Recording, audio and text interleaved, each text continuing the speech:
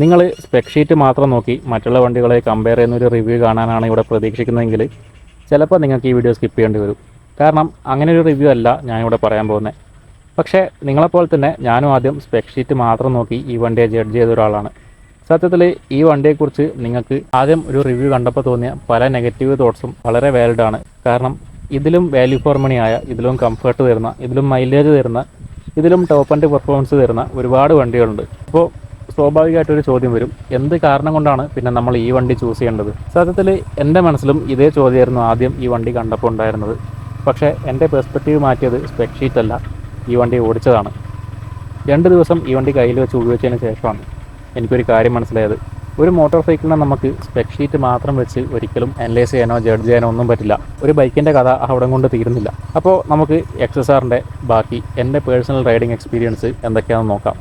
സത്യത്തിൽ ഈ ബൈക്കിൻ്റെ ബിഗ്ഗസ്റ്റ് സ്ട്രെങ്ത്ത് ഇതിൻ്റെ ക്യാരക്ടറാണ്. പിക്ചറിലൊക്കെ നമുക്ക് തോന്നുന്ന സമയത്ത് ഒരു കുഞ്ഞൻ ബൈക്കാണെന്ന് നമുക്ക് തോന്നുമെങ്കിലും നേരിട്ട് കാണുന്ന സമയത്ത് നമുക്ക് ഒരിക്കലും അങ്ങനെ തോന്നില്ല. ചിലപ്പോൾ നിങ്ങൾക്ക് വീഡിയോയിൽ അങ്ങനെ തോന്നുന്നുണ്ടാവും. പക്ഷേ ഇതത്ര കുഞ്ഞൻ ബൈക്കൊന്നുമല്ല. നമ്മളൊരു സൈഡിൽ നിന്നൊക്കെ നോക്കുന്ന സമയത്ത് ഓക്കെ വണ്ടിയും കൊണ്ടൊന്ന് സ്പിന്ന് പോയിട്ട് വരാം, അല്ലെങ്കിൽ നമ്മൾ ഏതെങ്കിലും ഒരു പാർക്കിംഗ് ലോട്ടിൽ കൊണ്ട് വണ്ടി നിർത്തിയിട്ടു നമ്മൾ നടന്നു പോകുന്ന സമയത്ത് 2-3 വട്ടം വണ്ടി ഒന്ന് തിരിഞ്ഞു നോക്കും. ആ ഒരു ലെവൽ ഓഫ് ലുക്ക് നമുക്ക് ഈ വണ്ടിയിൽ നിന്ന് കിട്ടുന്നുണ്ട്. സത്യം പറഞ്ഞാൽ ഫോട്ടോസിൽ കാണുന്നതിനേക്കാൾ ഭംഗി നേരിട്ട് കാണുന്നതാണ്. ഇനി നമുക്ക് ഇതിൻ്റെ പെർഫോമൻസിലേക്ക് നോക്കാം. 155cc എഞ്ചിനാണ്, പക്ഷേ VVA ടെക്നോളജി ഉണ്ട്. നമ്പേഴ്സിലേക്ക് നോക്കിയാൽ നമുക്ക് വലിയ എക്സൈറ്റ്മെൻ്റ് ഒന്നും തോന്നില്ല. കാരണം ടോപ്പ് സ്പീഡൊക്കെ 120 ലിമിറ്റഡ് ആണ്. അതിനുശേഷം നമുക്ക് വേണമെങ്കിൽ പുഷ് ചെയ്യാം. പക്ഷേ അങ്ങനെയൊന്നും ഒരു വണ്ടിയുടെ ടോപ്പ് എൻഡ് ചെക്ക് ചെയ്തിട്ടൊരു കാര്യമില്ല. എനിക്ക് കംഫർട്ടബിളി ക്രൂസ് ചെയ്യാൻ പറ്റിയ സ്പീഡ് 75 to 80 ആണ്. ആ ഒരു റേഞ്ചിൽ നമ്മൾ ഒരു 6th ഗിയറിൽ പോകുന്ന സമയത്ത് നമുക്ക് ആ ഒരു സ്പെഷ്യൽ ഫീല് കിട്ടും. അതായത് എനിക്ക് വീസ്ട്രോം ഡെലിവറി ചെയ്ത് വീട്ടിലേക്ക് പോകുന്ന വഴിക്ക് എനിക്ക് വണ്ടി സ്മൂത്തായി റോൾ ചെയ്യുന്ന ഒരു പ്രത്യേക ടൈപ്പ് ഫീലിംഗ് കിട്ടി. ആ ഒരു ഫീലിംഗ് എനിക്ക് പിന്നെ കിട്ടിയത് ഈ ബൈക്കിൽ നിന്നാണ്.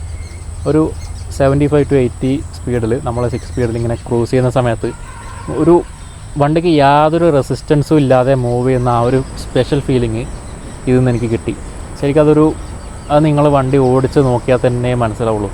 അതും നമ്മൾ 1-2 കിലോമീറ്റർ വെറും ടെസ്റ്റ് ഡ്രൈവ് മാത്രം അടിച്ചു കഴിഞ്ഞാൽ അത് കിട്ടില്ല. ഈ എഞ്ചിൻ്റെ സ്ട്രെങ്ത്ത് പവറോ അല്ലെങ്കിൽ അഗ്രസീവ്നെസ്സോ ഒന്നുമല്ല, ഇതിൻ്റെ റിഫൈൻമെൻ്റ് ആണ്. ഇതിൻ്റെ ത്രോട്ടിൽ റെസ്പോൺസൊക്കെ അത്യാവശ്യം പ്രഡിക്റ്റബിൾ ആണ്. ഗിയർ ഷിഫ്റ്റ് നല്ല സ്മൂത്താണ്, ക്ലച്ചും സ്മൂത്താണ്, വൈബ്രേഷൻസ് വളരെ കുറവാണ്, എനിക്കൊട്ടും ഫീൽ ചെയ്തിട്ടില്ല. അപ്പോൾ നമ്മൾ ഹൈ RPMലേക്ക് പോകുന്ന സമയത്ത് ആ ഒരു VVAയുടെ കിക്കിൻ ചെയ്യുന്ന ഒരു ഫീല് കിട്ടും. ശരിക്കും അത് വർക്കാവുന്നുണ്ടോ അതെനിക്ക് തോന്നുകയാണോ എന്നൊന്നും എനിക്കറിയില്ല കേട്ടോ. പക്ഷേ എനിക്ക് അങ്ങനെ തോന്നിയിട്ടുണ്ട്.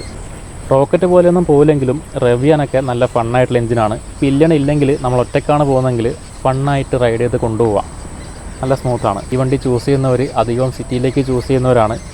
ഏകദേശം 134 കിലോ ആണ് വണ്ടിയുടെ വെയിറ്റ്. ട്രാഫിക്കിൽ റൈഡ് ചെയ്യാൻ വളരെ ഈസിയാണ്.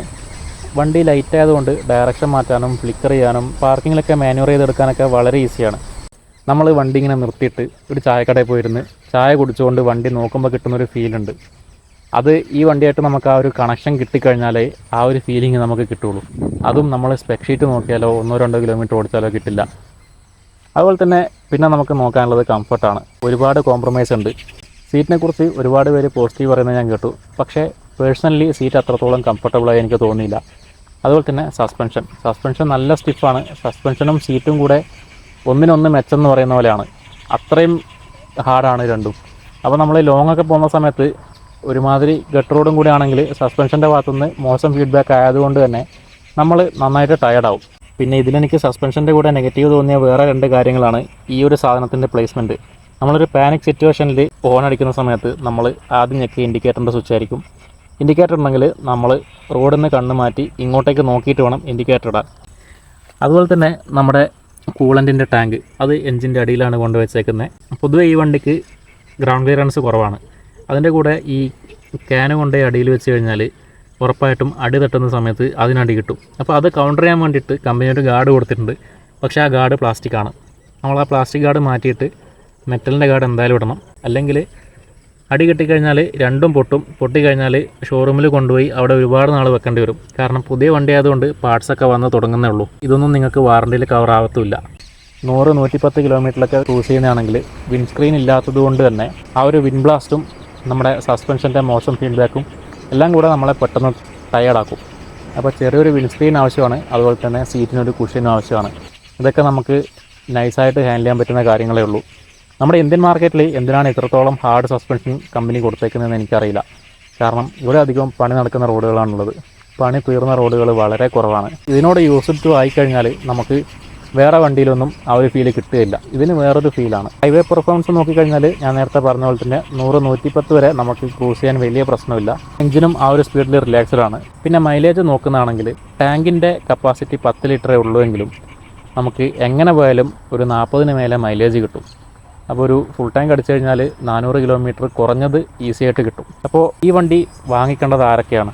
മാക്സിമം പവർ വേണം, മാക്സിമം ടോർക്ക് വേണം, മാക്സിമം കംഫർട്ട് വേണം, വാല്യൂ ഫോർ മണി മാത്രം നോക്കിയാണ് വാങ്ങുന്നത് എന്നൊക്കെ ചിന്തിക്കുന്നവരാണെങ്കിൽ നിങ്ങൾക്ക് ഈ ബൈക്ക് ഈസി ആയിട്ട് സ്കിപ്പ് ചെയ്യാം. ഈ വണ്ടി ചൂസ് ചെയ്യാൻ പറ്റുന്നത് നിങ്ങളിപ്പോൾ ഡെയിലി ഓഫീസിൽ പോകുന്ന ഒരാളാണ്, നിങ്ങൾ അത്യാവശ്യം ഫീൽഡ് വർക്കും കാര്യങ്ങളൊക്കെ ചെയ്യുന്ന ഒരാളാണ്, അല്ലെങ്കിൽ ഓഫീസിൽ പോയി വൈകുന്നേരം സിറ്റിയിലൂടെ തന്നെ വീട്ടിലേക്ക് തിരിച്ചു വരുന്ന ആളാണ്, വല്ലപ്പോഴും ഒരു മാസമോ 2 മാസമോ കൂടുന്ന സമയത്ത് ഒരു ലോങ് റൈഡൊക്കെ പോവും, ചെറിയ ചെറിയ റൈഡും കാര്യങ്ങളൊക്കെ കണ്ടക്ട് ചെയ്യുന്ന ഒരാളാണ് എന്നുണ്ടെങ്കിൽ നിങ്ങൾക്ക് പറ്റിയ വണ്ടിയാണിത്. സിറ്റിയിലൊക്കെ തരുന്ന മൈലേജും കംഫർട്ടും അന്യായമാണ്. അതുപോലെ തന്നെ വല്ലപ്പോഴും നമുക്ക് ലോങ് റൈഡും കൊണ്ടുപോകാം. ആ സമയത്തും നല്ലൊരു റിഫൈൻമെൻറ്റും നല്ലൊരു മൈലേജും നമുക്ക് കിട്ടും. അപ്പോൾ ആ ഒരു മൈൻഡിൽ ചിന്തിക്കുന്നവരാണ് നിങ്ങളെങ്കിൽ നിങ്ങൾക്ക് ഈ വണ്ടിയാണ് ഏറ്റവും ബെസ്റ്റ് ഓപ്ഷൻ. ഇത് കഴിഞ്ഞിട്ടേ വേറെ ഏതൊരു ഓപ്ഷനും ഉള്ളൂ. ചില മോട്ടോർ സൈക്കിൾസൊന്നും നമുക്ക് വെറുതെ ഒരു വീഡിയോയിലൂടെ ഒന്നും എക്സ്പ്ലെയിൻ ചെയ്യാൻ പറ്റില്ല. അത് നമ്മളെ ഫീൽ ചെയ്യിപ്പിക്കുന്നതാണ്.